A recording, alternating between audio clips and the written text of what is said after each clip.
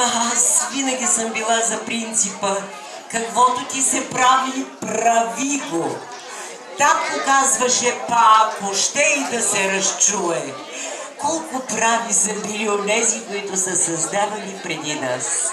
Затова Ирина Славчева потърси приемственост като акцент на тази годишния ни фестивал.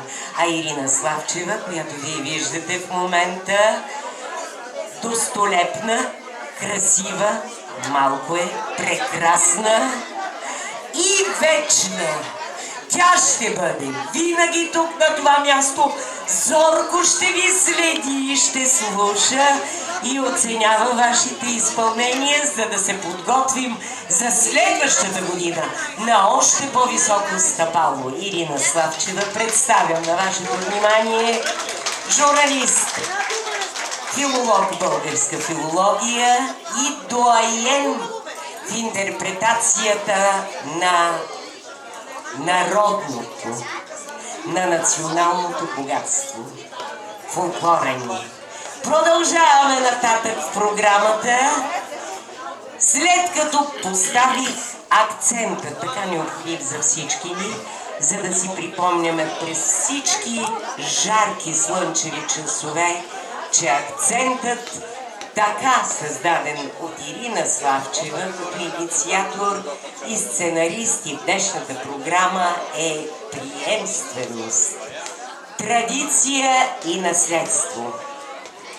А женската вокална група Златина към пенсионерски клуб град Златица с ръководител Цветанка Георгиева ще чуем с песните "Извор", "Вода извираше" и "Слънцето трепти да заеде".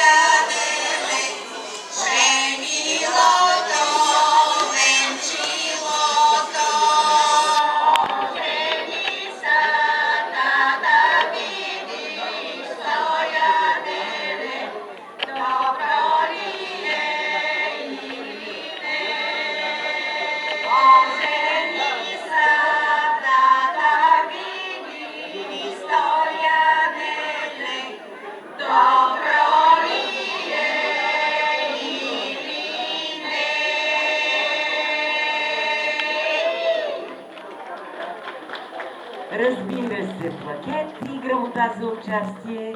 Нашите благодарности, аплодисментите чувате в момента. Благодарим ви да сте ни живи и здрави и да го знаете, от днешния ден го запомнете, с бастунче или не, но винаги с песен. Там е голямата истина.